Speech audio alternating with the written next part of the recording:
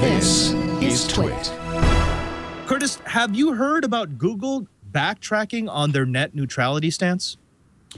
You know, I have, and I can't say that I'm terribly surprised. You know, in earlier episodes of TWiET, we've talked about specific very high volume users who have done things like set up file sharing systems for their friends and relatives and had truly enormous bandwidth usage.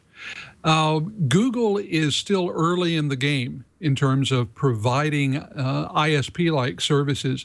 And I think with their very high bandwidth, they want to get out in front of the handful of very high demand users who could throw their statistical models right out the window.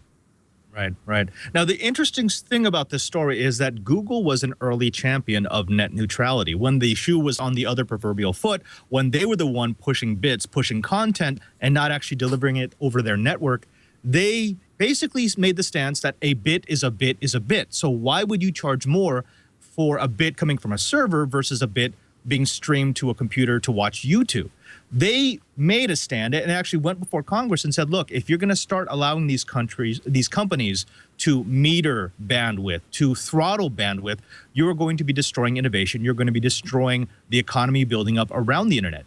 Now that they're actually running their own network, now that they've started to put fiber into the ground, they've realized that position is more or less untenable. You cannot give users an unlimited amount of bandwidth, which begs the question. I want to throw this over to you, Curtis.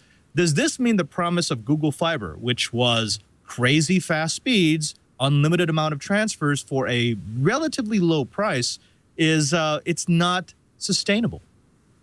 No, I don't think it is. But what I think it does is show two things. They want flexibility in a couple of ways. One, when companies talk about their bandwidth, it's always a highly asymmetrical conversation.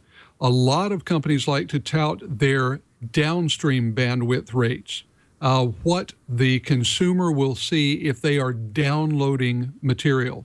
Very few really talk about the upstream rates, which generally are going to be somewhere between 5 and 10 or 15 times lower than those downstream rates.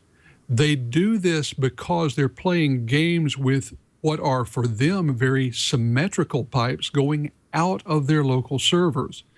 It allows them to basically get more bang for the buck on the bandwidth that they're paying for. The other thing that I think they want to do in most cases is retain the flexibility of reallocating addresses.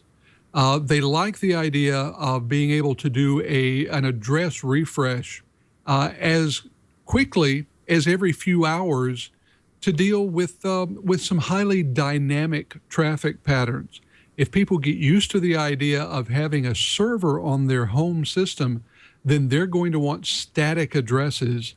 That's great for the consumer. And it's, in fact, what most companies are providing, in fact, but it's not what they want to promise. They like the flexibility.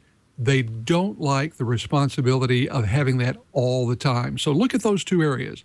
The asymmetrical nature of the bandwidth that most people are getting as consumers and the flexibility the companies want in providing address spaces for their customers.